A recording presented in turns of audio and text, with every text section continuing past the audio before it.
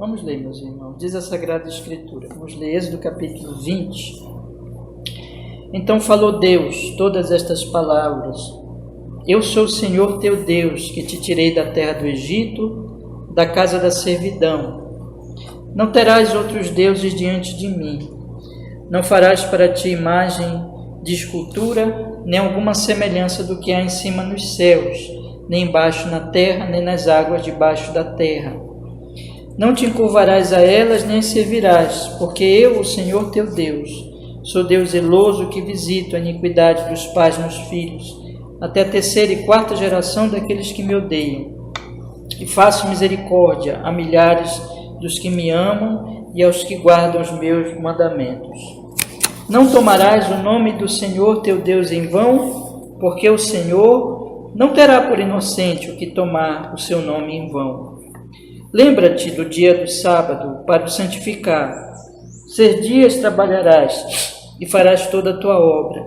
Mas o 7º dia é o sábado do Senhor teu Deus.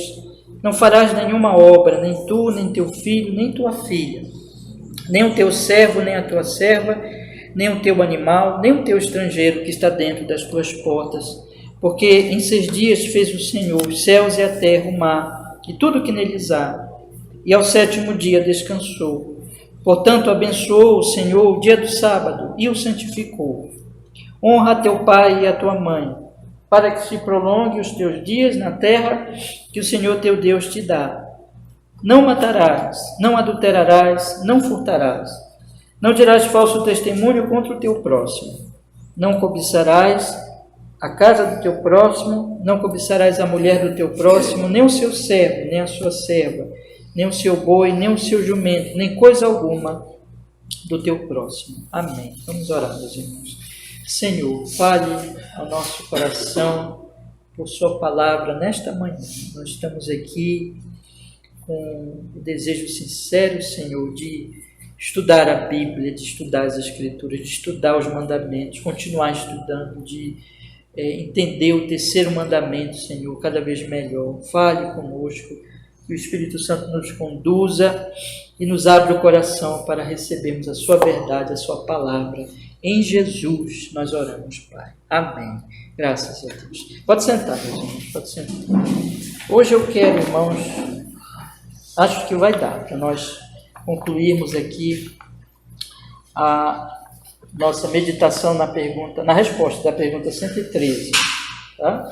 Então nós já vimos, né? Nós já vimos o quê? Nós já vimos que vou ler todinho aqui, irmãos, rapidamente, as 3 perguntas e as respostas, para nós só refrescarmos a memória e podermos, então, continuar a parte de hoje. Né? Qual é o 3º mandamento? O 3º mandamento é: não tomarás o nome do Senhor teu Deus em vão, porque o Senhor não terá por inocente aquele que tomar em vão o nome do Senhor, seu Deus. O que se exige no 3º mandamento? Resposta: no 3º mandamento, exige-se que o nome de Deus, os seus títulos, atributos, ordenanças, a palavra, os sacramentos, a oração, os juramentos, os votos, as sortes, suas obras e tudo quanto por meio do que Deus se faz conhecido, sejam santo e reverentemente usados em nossos pensamentos, meditações, palavras e escritos por uma afirmação santa de fé e um comportamento conveniente para a glória de Deus e para o nosso próprio bem e de nosso próximo. Então nós estamos vendo aqui, né? Então, guardar esse mandamento é abrir a mente para a palavra, meditar no santo nome de Deus, porque eu já tenho dito várias vezes aqui, o nome de Deus é a revelação de Deus, e então falar de forma santa, fazer uma afirmação santa de fé como resultado disso, e ter um comportamento conveniente para a glória de Deus, para o nosso bem e de nosso próximo. Então é fazer uso da revelação do nome de Deus e ter a vida edificada e fortalecida e transformada por essa meditação. E o pecado tem a ver com o contrário disso. Eu queria muito, irmãos, sempre enfatizar, vocês não esquecerem isso. Então veja que diz aqui, quais são os pecados proibidos no 3º mandamento. Veja como responde. Os pecados proibidos no 3º mandamento são, olha, o não usar, não esqueçam disso. Então é o inverso de eu usar, é o não usar o nome de Deus como nos é requerido. E o abuso no uso dele. Então tem a ver com tudo isso. É simplesmente eu não dar atenção, não ouvir a palavra, não meditar no santo nome, abandonar a mesma meditação no nome santo dele, ou abusar deste nome, dessas formas aqui. Aí ele vai citar, né? Por uma menção ignorante, vã, irreverente, profana, aliás, eu disse, ou abusar, né? E abusar, como está colocado aqui. Por uma menção ignorante, vã, irreverente, profana, supersticiosa ou ímpia, ou outro modo de usar os títulos, atributos, ordenanças ou obras de Deus, a blasfêmia, o perjúrio, toda abominação, juramentos, votos e sortes ímpios, a violação dos nossos juramentos e votos quando lícitos, e o cumprimento deles se por coisas ilícitas, a murmuração, as rixas, as consultas curiosas e a má aplicação dos decretos e providência de Deus, a má interpretação, a má aplicação ou qualquer perversão da palavra ou de qualquer parte dela, as zombarias profanas, questões curiosas e sem proveito, vãs contendas ou defesa de doutrinas falsas e o abuso das criaturas ou de qualquer coisa compreendida sob o nome de Deus para encantamentos, concupiscências e práticas pecaminosas, a difamação, o escárnio, a vituperação, ou qualquer oposição à verdade, à graça e aos caminhos de Deus. Então, nós vimos aqui esses pecados que, já vimos até aqui essa parte, que então englobam, meus irmãos, vários pecados e dentro desses pecados, várias outras coisas que nós podemos aplicar. Quer dizer, é muito amplo, envolve toda a nossa vida realmente. E aqui apenas vamos dizer assim, a citação geral de vários pecados, e esses pecados se desdobram em outras formas de ofender, de afrontar o santo nome do Senhor nosso Deus. Mas, hoje, eu quero, então, nós vimos semana passada, só para fazer uma ligação com a semana passada, nós vimos a respeito de a difamação, o escárnio, a vituperação, qualquer oposição à verdade, à graça e aos caminhos de Deus. Nós vimos a oposição flagrante, aberta, contra o nome de Deus. Eu disse para vocês, lembra semana passada, que nem todas as pessoas fazem isso. Nem todas as pessoas elas se opõem dessa forma ao nome de Deus, mas são aquelas pessoas que difamam a Bíblia, zombam da Bíblia, zombam de Cristo, falam contra o Evangelho, assim, de forma aberta, declarada. Nós sabemos que nem todas as pessoas fazem isso, né? Existem aqueles incrédulos, eu disse para vocês, existem até aqueles ateus, né? Que não fazem isso, mas é um pecado gravíssimo de alguém que não somente, não apenas, e esse apenas não é pouca coisa, é grave também, não crer em Deus e não acreditar no Evangelho, e dizer que Deus não existe, isso é gravíssimo, né? Mas esse ainda é algo ainda mais quando a pessoa começa a fazer uma espécie de campanha contra o Evangelho, contra a igreja, contra Cristo, e difama e se opõe. Em tempos de internet, nós sabemos que a internet está sendo usada também para esse tipo de coisa. Então, esse é um tipo de pecado.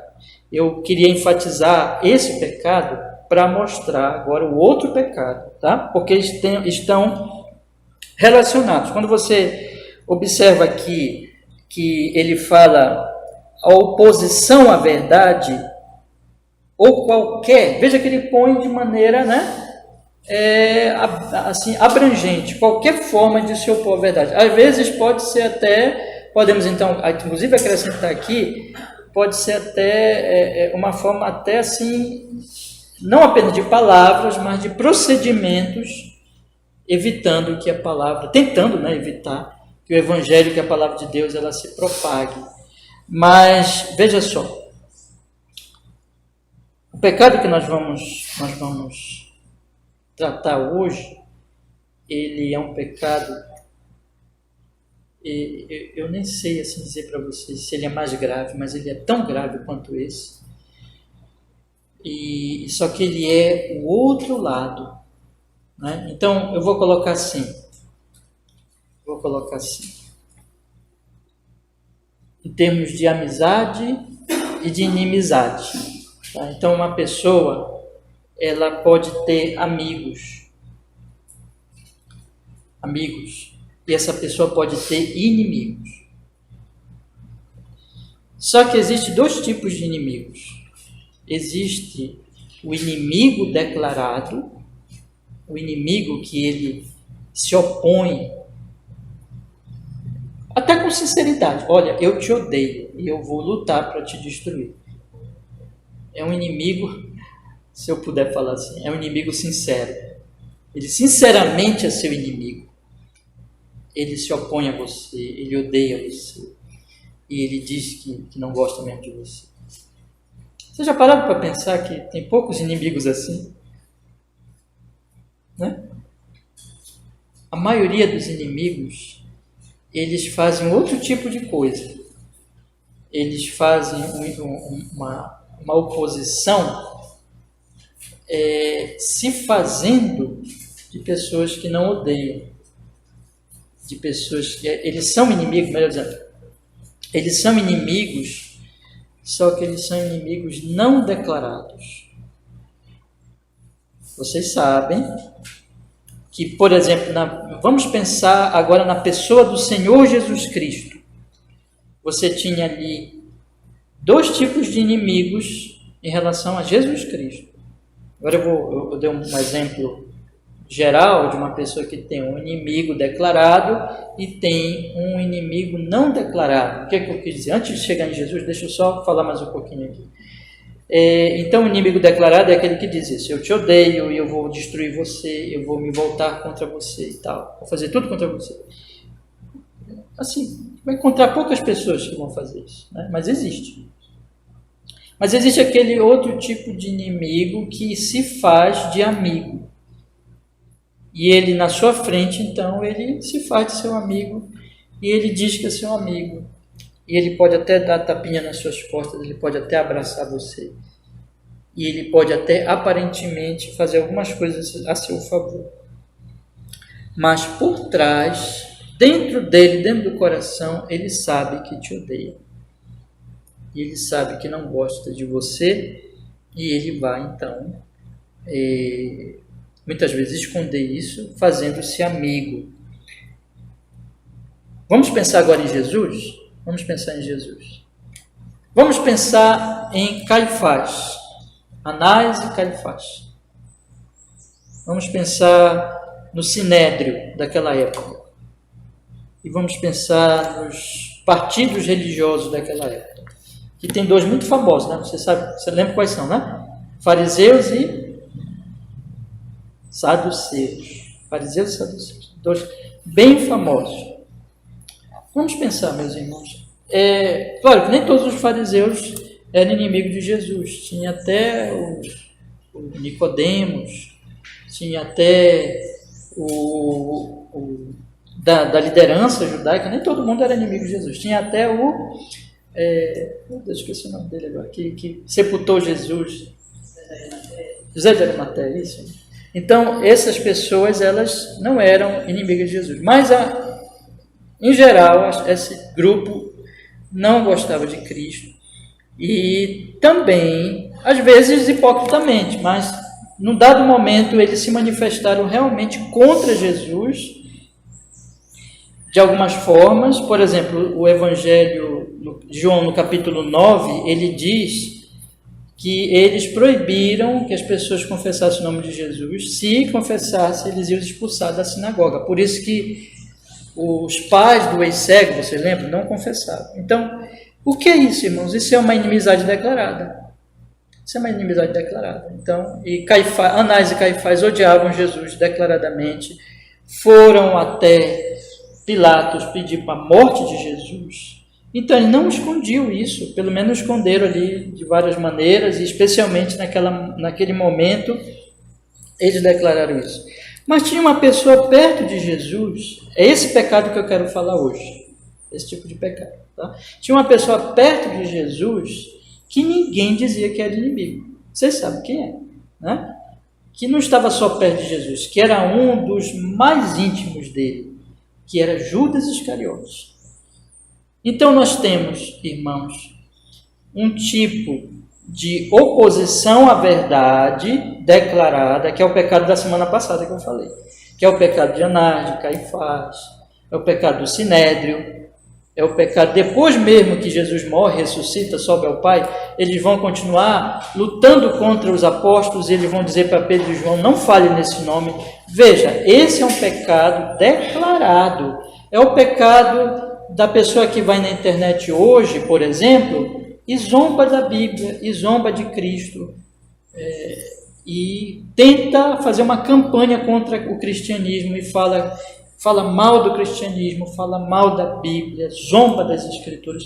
Esse é um pecado da oposição à verdade, é uma oposição declarada.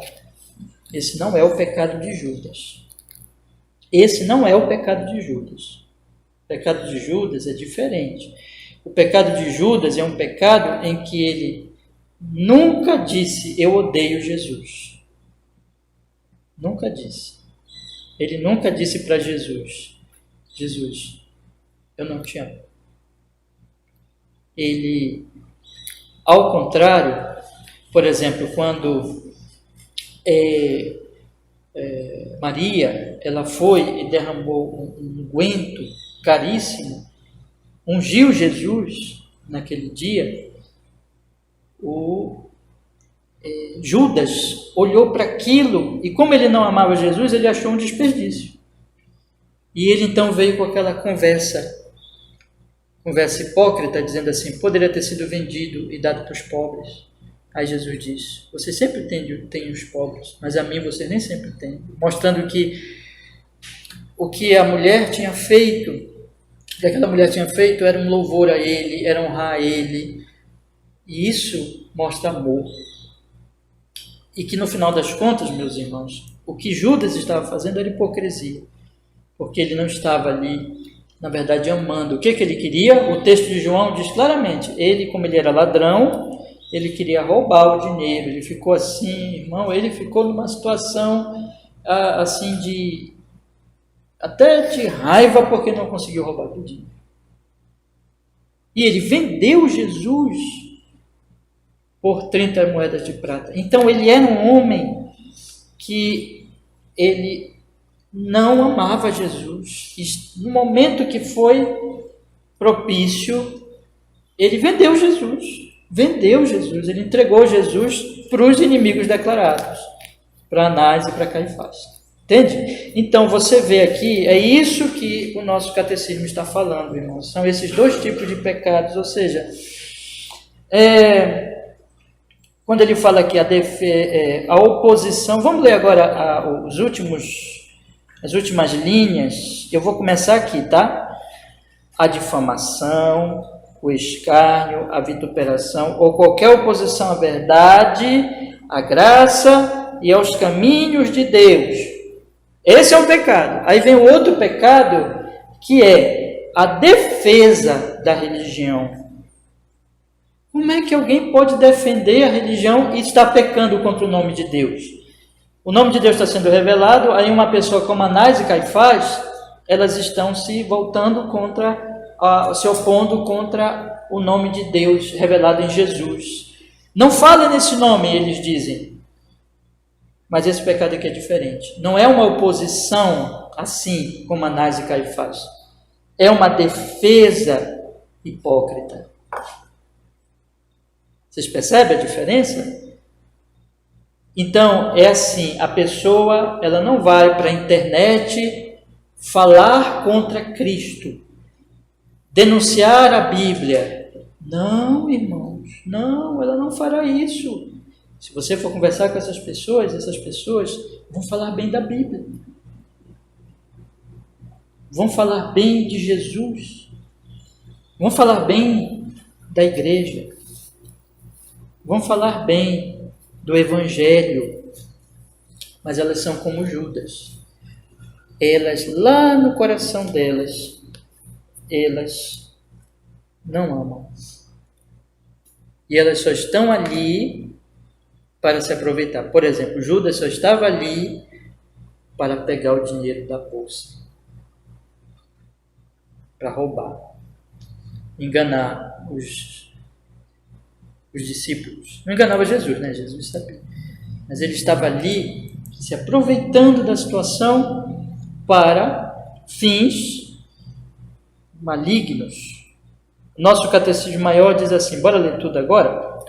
A defesa da religião por hipocrisia ou para fins sinistros, o envergonhar-se da religião, ou ser uma vergonha para ela. Aqui já é um desdobramento desse pecado. Vamos por parte, né? Então, o que nós temos aqui? O primeiro pecado, que é um pouco diferente, quer dizer, é um modo diferente, é um outro tipo de modo, não, é um outro tipo de pecado, que não é a oposição à verdade, é um pecado diferente, é uma defesa por hipocrisia ou para fins sinistros, para fins malignos, para fins perversos, para fins, irmãos, destrutivos, é o caso de Judas. Então, irmãos amados,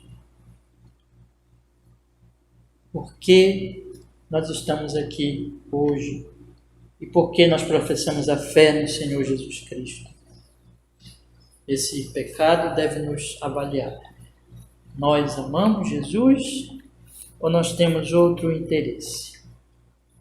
Né? Então, a defesa da igreja, do evangelho, da palavra de Deus tem que ser verdadeira e não hipócrita.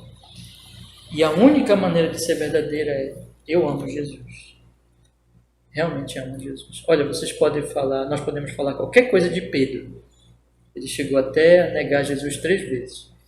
Ele vacilou, ele pecou, ele caiu, ele errou. Mas ele amava Jesus. É diferente de Judas. Judas, ele não amava Jesus. Judas, ele estava ali hipocritamente e ele estava ali com fins sinistros. Ele estava lá dessa forma. Então, isso se aplica hoje. Quando a pessoa, ela não diz, olha, eu não quero saber de Jesus. Eu não amo Jesus. Eu não amo a Bíblia, eu não amo a palavra. Ela não ama e ela sabe disso em algum sentido. Ela está fazendo aquilo ali, ela está se fazendo de crente, ela está se colocando no meio de irmãos, de igreja, mas não por amor, mas porque tem outros interesses. Outros interesses, né? Isso, meus irmãos, é pecar contra o terceiro mandamento, porque é afrontar a Deus. Deus não tem, deixa eu falar uma coisa para vocês. Deus não tem esses tipos de amigos. Deus não tem esses tipos de amigos. Jesus não tem esses amigos. Porque Jesus conhece. Para Jesus, esses são o quê? Inimigos. Então, tem aquele tipo de pessoa, é por isso que eu comecei aplicando para nós, né? Para nossas relações. Tem aquele tipo de pessoa, eu não sei se vocês já tiveram alguém assim, que chega e diz, olha, eu não gosto de você, não te suporto. Às vezes, essa pessoa é até melhor. Não porque ela esteja, não é melhor, porque ela esteja fazendo uma coisa boa, e não é melhor porque ela está correta, não está. É melhor porque pelo menos eu já te disse, olha, não gosto de você. É melhor para você saber quem é teu inimigo. Agora, a pessoa hipócrita, você não sabe. É aquela punhanada, meu Deus. Não vou falar, deixa eu bolou aqui. Mas é aquela, vamos dizer assim, facada pelas costas. Tá? Então, é a pessoa que no momento que você vira as costas, ela aplica o golpe fatal. Só que Deus não tem isso, irmão. Deus sabe. Jesus sabia de Judas.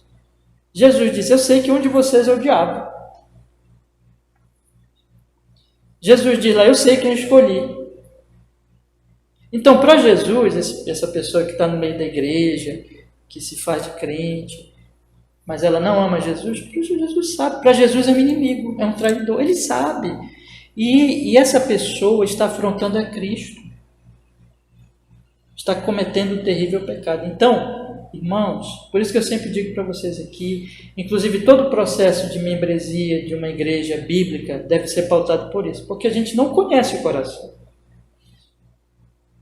Mas nós, o que é que nós fazemos? Nós fazemos aquilo seguinte, nós pregamos o Evangelho e nós vamos observar se a pessoa tem fruto. Tá? Mas a pessoa pode nos enganar. A pessoa pode enganar o outro, pode, mas não engana Deus. Então, o ponto aqui é que o Espírito Santo de Deus, ele nos ensina neste ponto, e eu dei para vocês o exemplo de Judas, bíblico, né? Por isso que eu estou lembrando as Sagradas Escrituras, que não engana Deus. E para Deus é inimigo. Para Deus, isso é uma afronta a Ele. Isso é uma coisa terrível, porque essa pessoa, ela está zombando da palavra do Evangelho, como Judas zombou. Você sabe o fim de Judas. Você sabe o fim de Judas, irmãos. E tudo isso são alertas das Escrituras, para que ninguém se intrometa nesse tipo de coisa, nesse tipo de pecado. Então, eis aqui um pecado grave. Mas ele continua mais. O envergonhar-se da religião, ou ser uma vergonha para ela, por meio de uma conduta inconveniente, imprudente, infrutífera, ofensiva ou por apostasia. Então, nós temos aqui vários tipos de pecado que estão relacionados a esse pecado de envergonhar-se ou ser uma vergonha. Então, tem dois tipos de pecado aqui.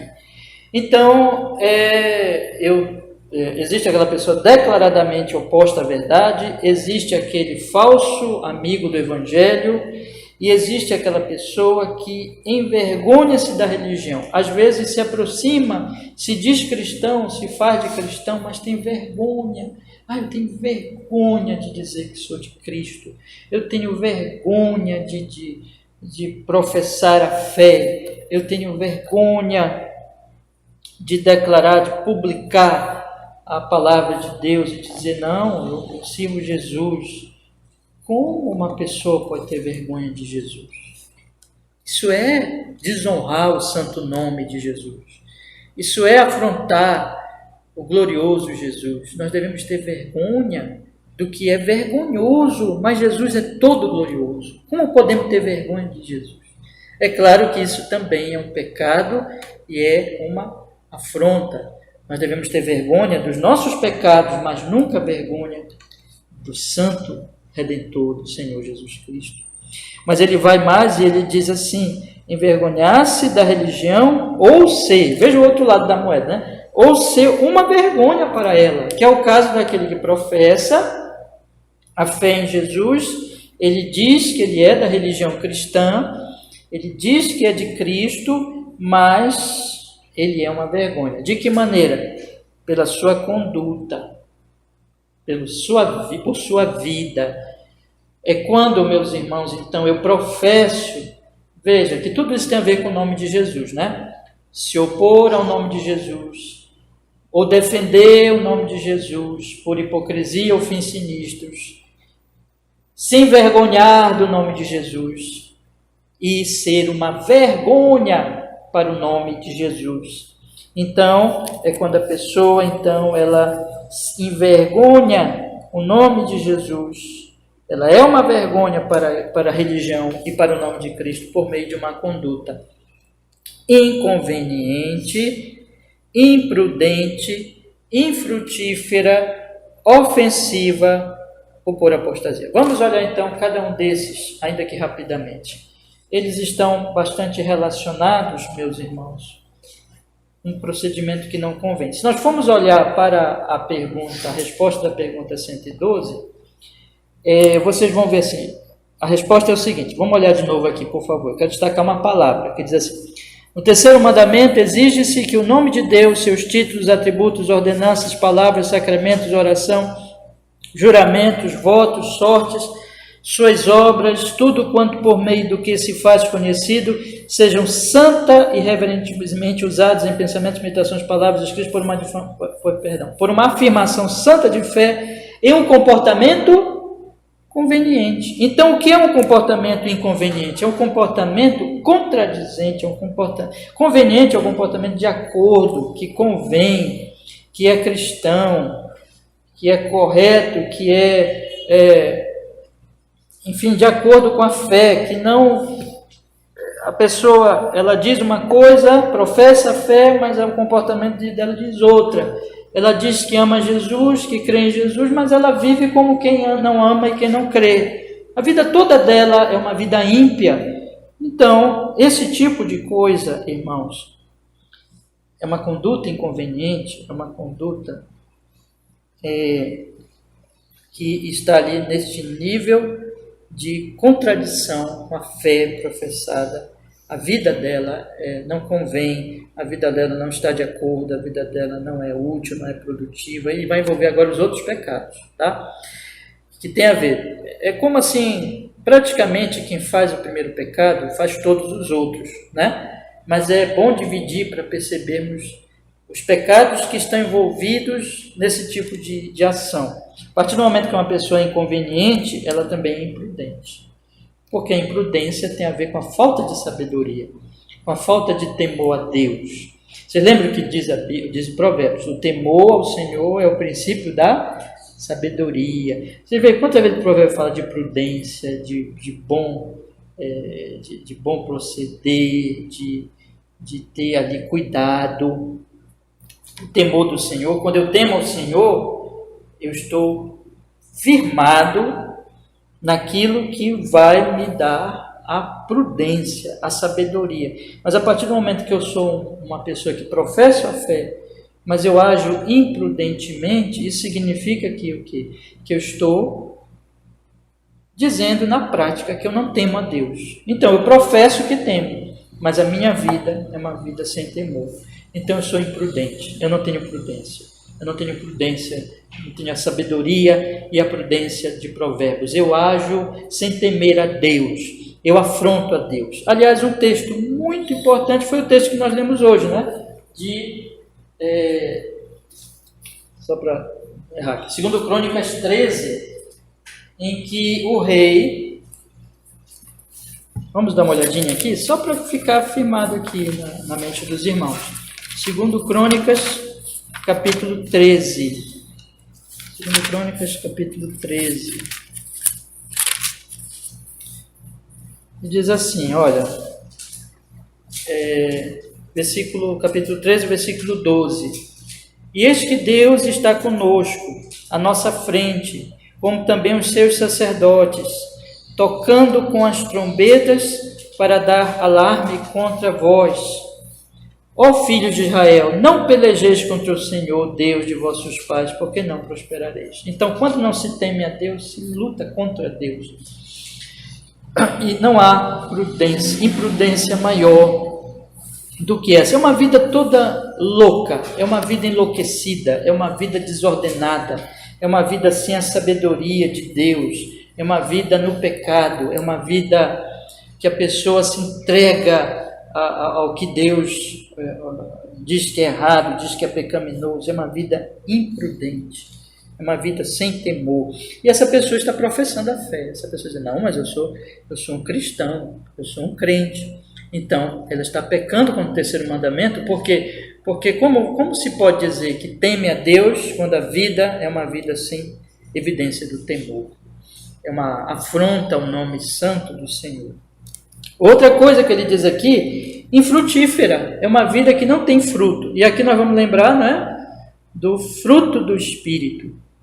Nós vamos lembrar de João capítulo 15, quando o Senhor Jesus Cristo diz, eu sou a videira e o Pai é o agricultor. Quem permanece em mim, esse dá muito fruto, porque sem mim nada podeis fazer. Uma pessoa que não frutifica. Jesus disse que aquele que não dá fruto será cortado e será tirado, jogado e queimado e secará, né? Que é o Judas. O Judas, ele estava ali o tempo todo, mas ele não frutificava, ele não dava fruto, ele não amadurecia, ele não mostrava amor a Deus. Tudo que ele tinha é uma religião de hipocrisia. Ele não tinha o fruto do Espírito, o amor, a paz, a alegria, a longanimidade, a benignidade, a fidelidade, o domínio próprio. Irmãos, essas coisas ornamentam a profissão de fé. Então, se uma pessoa diz assim, eu sou uma cristã, mas ela vive com ódio no coração, ela vive amor, paz, alegria, sem alegria, ela vive sem amor, ela não tem os frutos de Deus na prática, ela não tem domínio próprio, ela é uma pessoa que está lá, o pecado está, as obras da carne, aquelas coisas horríveis que o apóstolo Paulo fala, estão sem serem mortificadas e combatidas, mas ao contrário, essas coisas estão se enraizando e elas estão proliferando. Você vê, por exemplo, no exemplo de Judas, quando você vê, eu não vou ler agora, porque vocês devem estar na mente de vocês, que eu falei até nos últimos anos, eu tenho falado desse caso, que é o Judas ali no início do capítulo 13, diz que o diabo já tinha posto no coração de Judas que traísse Jesus.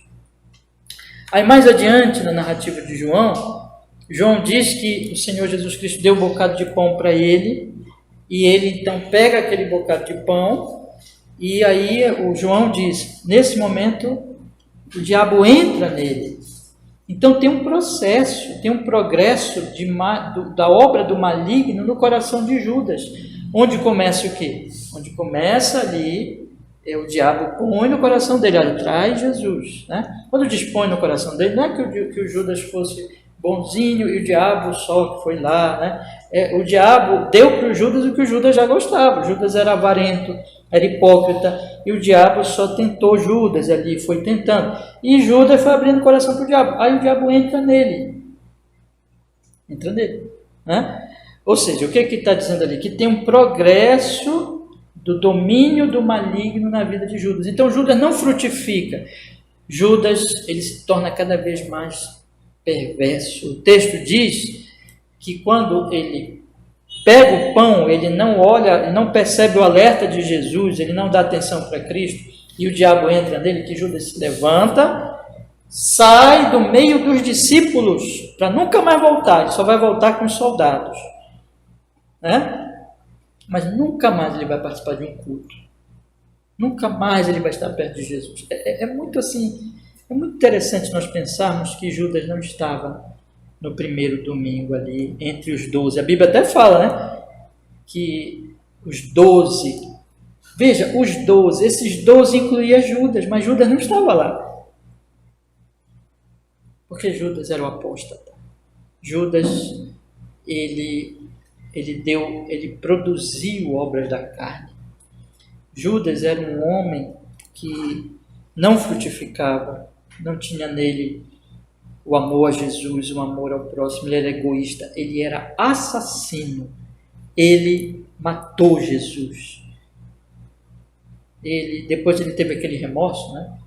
Mas ele entregou Jesus para os inimigos, para aqueles que assassinaram o Senhor Jesus Cristo, irmãos. Ele não frutificou, não tem fruto, não há fruto. A pessoa professa o cristianismo, mas cadê o amor? Cadê o temor a Deus? Cadê o zelo por Deus? Cadê a graça? Cadê a alegria do Senhor? Cadê a fé? Cadê o crescimento na maturidade? Não tem fruto, não tem aquilo que Jesus diz, aquele que produz fruto, ele é limpo para que produza mais fruto. O Pai vai limpando, vai purificando. Onde é que está esse amadurecimento, essa frutificação? Não tem fruto, infrutífero. Mas professa a fé. Não, mas eu sou cristão. Não, mas eu sou da igreja, eu sou crente em Cristo Jesus. É quebrar este mandamento, irmãos. E o final, que eu imagino assim, que acaba englobando todos os outros pecados, de uma conduta inconveniente, imprudente, infrutífera, uma conduta ofensiva.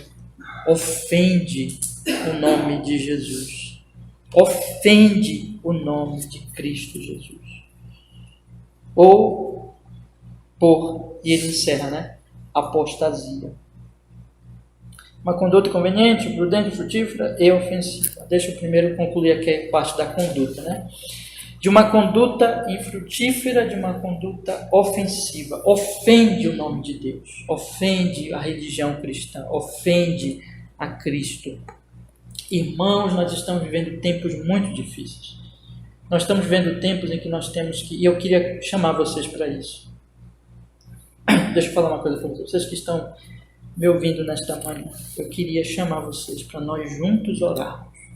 Quando eu digo juntos, não é somente nos cultos também, tá? Nos cultos também, mas ore no seu momento lá com Deus, porque olha, gente, quando nós vemos o que está acontecendo no Brasil, com o que estão fazendo com o nome de Jesus, com o que estão fazendo com a religião cristã, eu tenho acompanhado, irmãos, tanto o que está acontecendo como a reação das pessoas que estão fora da igreja. A reação das pessoas que estão fora da igreja hoje, com o evangelicalismo brasileiro, e não dá para livrar, sabe? Praticamente, assim, eu não estou dizendo que todo mundo está nesse pecado, mas eu estou dizendo que de uma maneira geral, a contaminação dessa ofensa é muito grande. Irmãos, é muito grande a ofensa contra Deus no cristianismo brasileiro, no cristianismo evangélico, inclusive no cristianismo histórico. O que está acontecendo no Brasil hoje, irmãos, é uma coisa para nós dobrarmos o joelho e nós pedimos: Deus, tem misericórdia. Porque é seríssimo, irmãos, é seríssimo. Essa ofensa, Deus vai trazer juízo. Porque o que estão fazendo em nome do Filho de Deus, o que estão fazendo em nome, usando a Bíblia, pessoas pegam a Bíblia, fazem o que querem com ela. Irmãos, eu não estou falando agora de pessoas que falam mal da Bíblia. Vocês estão entendendo, né? Eu quero que essa diferença fique bem evidente. Eu não estou falando daquele que pega a Bíblia e zomba dela, e difama, escarnece. Isso aqui é o pecado da semana passada, que nós vimos, da oposição. Eu estou falando de pessoas que elas usam a Bíblia, que elas dizem que creem na Bíblia, que elas citam as Escrituras, que elas vivem falando de Jesus, que elas vivem dizendo aleluia, vivem dizendo glória a Deus, vivem professando o nome de Deus. Mas a vida delas é uma vida de afronta, de ofensa aos mandamentos do Senhor. Elas não honram a Deus nas suas vidas. Elas são cheias de ódio, elas são cheias de palavras de ofensa, de maldade, de perversidade. Elas traem o outro, elas roubam, elas enganam, elas mentem. Elas usam o evangelho. Tem muita gente aí com título de pastor, de líder de igreja, que está afrontando. E as pessoas que os seguem aplaudem isso, significando que elas estão participando disso. Porque não é só lá o que está fazendo isso. E olha, irmãos, eu não estou falando só do pentecostalismo, não, ou neopentecostalismo. Eu estou falando que isso é uma coisa que tem se generalizado. A ofensa está alastrada por todos os ramos do cristianismo evangélico. Todos os ramos do cristianismo evangélico nesse país. Repito, não estou dizendo que todo mundo está cometendo esse pecado, mas a afronta, a ofensa, nesses níveis aqui, irmãos, de gente que está na igreja, de gente que veste uma capa de piedade e até de fé reformada, de doutrina ortodoxa, mas a vida dessas pessoas é uma afronta, é uma ofensa. Quem está de fora está olhando e vê a falta de amor, e vê as publicações na internet que essas pessoas fazem, vê o procedimento delas cheio de ódio, semeando ódio, intriga, confusão, maledicência, todo tipo de coisa. E quem está de fora observa e diz assim: isso é cristianismo? Eu não quero saber disso. E não vem na igreja. E se afasta. Não quer saber isso. Chegar para essas pessoas e anunciar o evangelho e dizer assim: eu sou crente, ela diz: não quero saber. Porque o nível de ofensa está muito grande. Então eu queria fazer um pedido para vocês. Vamos orar, irmãos. Vamos pedir que Deus tenha misericórdia de nós. E vamos orar para que Deus levante um povo santo, um povo verdadeiramente temente. Eu não estou falando de um povo só que defende teologia reformada.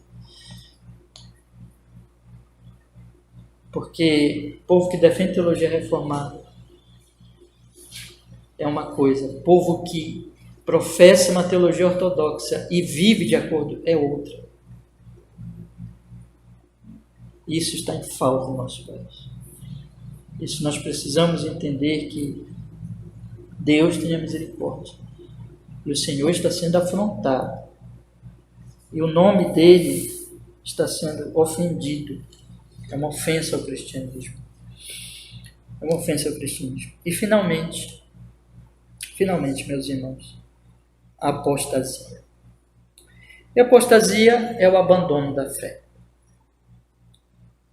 Mas é um processo. Tá? A pessoa não abandona a fé assim, ó, eu estou hoje na igreja, firme, forte, tudo, né? E sai. Não, é um processo. É algo que vai minando a pessoa. Então, essas condutas, essa vida, essa hipocrisia vai tomando conta. E a pessoa vai se afastando até que finalmente ela apostate da fé. Isso ofende o nome de Deus, porque antes ela professava o cristianismo e agora ela diz, não quero mais saber. E ela pisa. Lembra que Hebreus diz? Pisa em Cristo, no seu sangue, no seu sacrifício. É isso que é apostasia. É uma afronta ao nome dele, à palavra dele, ao evangelho dele. Então, meus irmãos queridos, deixa eu ver somente alguns versículos aqui.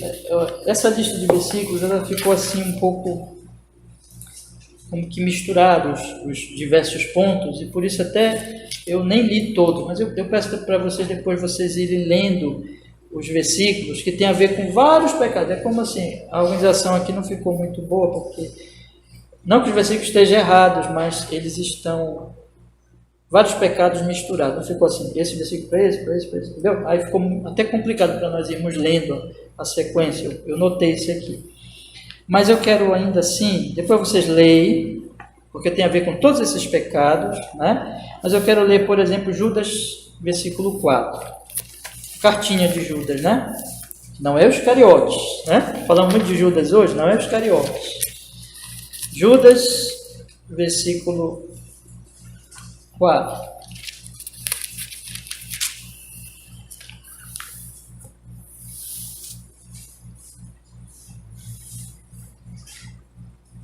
Diz assim a palavra de Deus, Judas, versículo 4.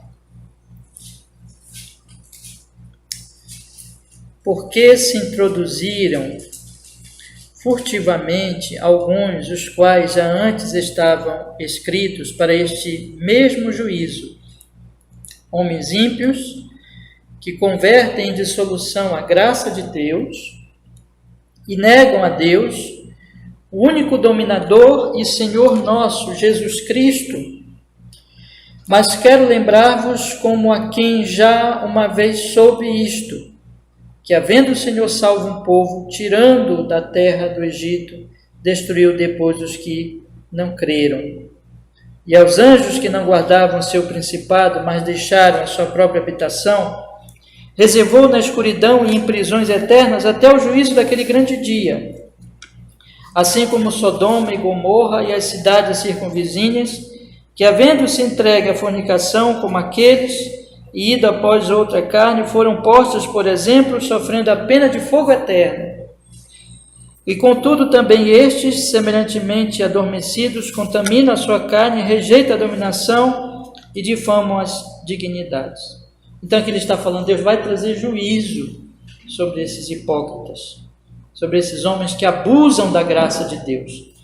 Eu queria, para nós encerrarmos a nossa meditação hoje, nossa aula, nós lêssemos também 2 Pedro, capítulo 2.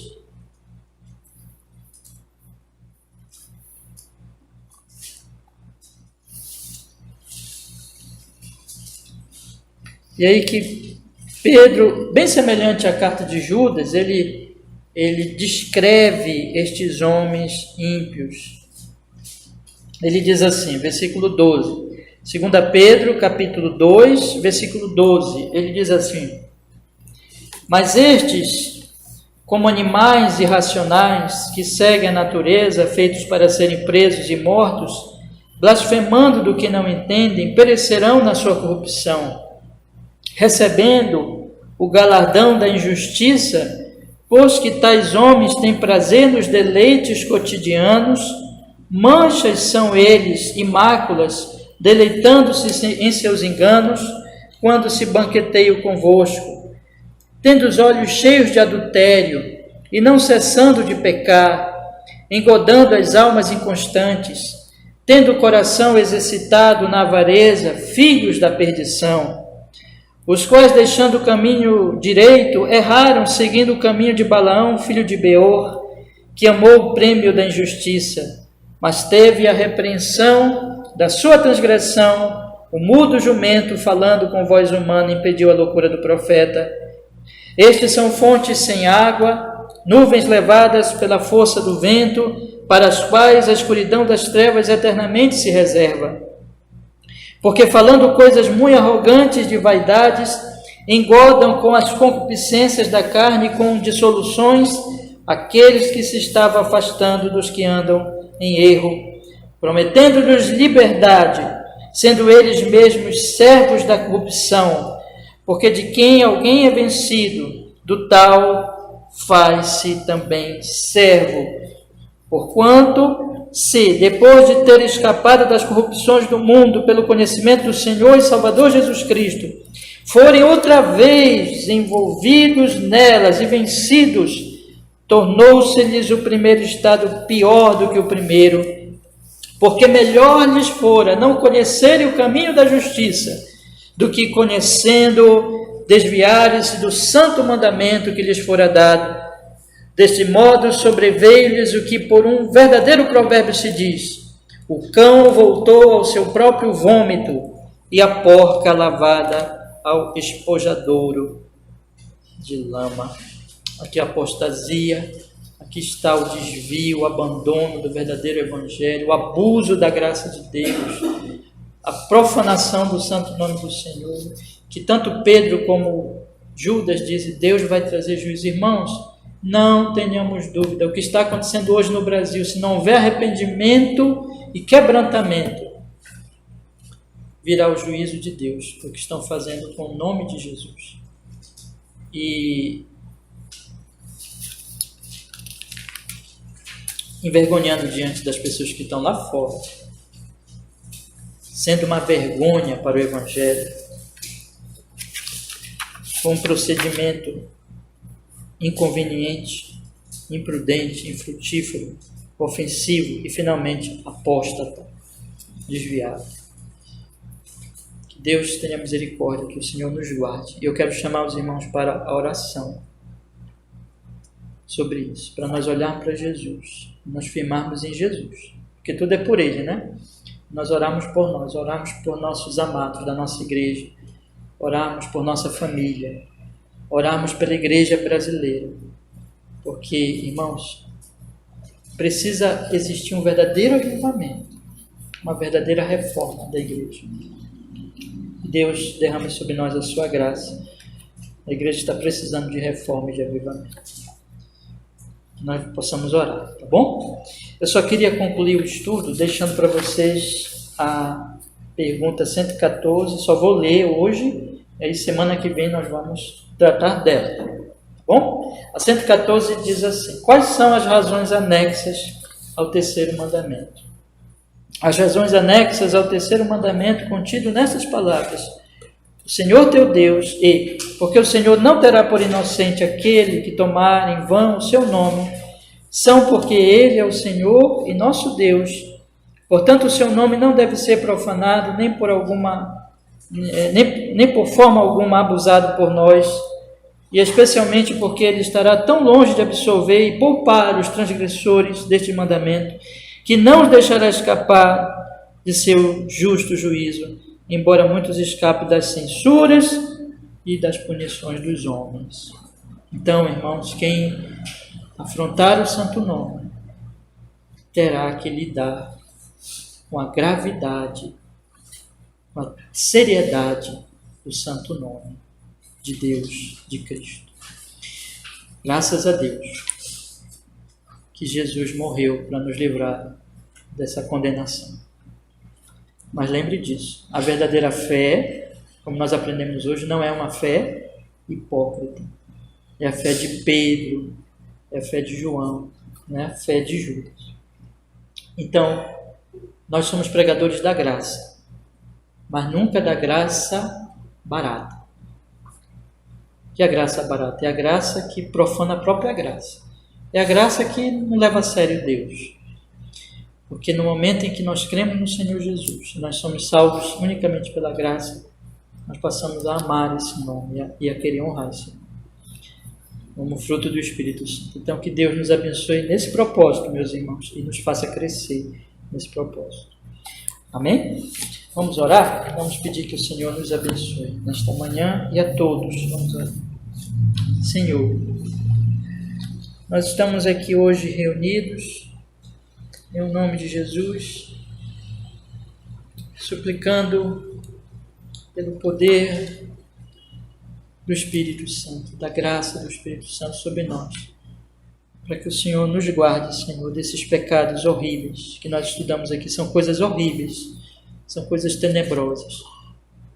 E ao contrário, nós possamos obedecer este mandamento, dando valor ao nome, buscando entender o nome, amando o nome de Jesus e tendo uma conduta conveniente com o santo nome. Sim, faz isso na nossa vida, faz isso na nossa igreja. Oramos para que haja um grande avivamento da palavra nesse país e pelo mundo, Senhor.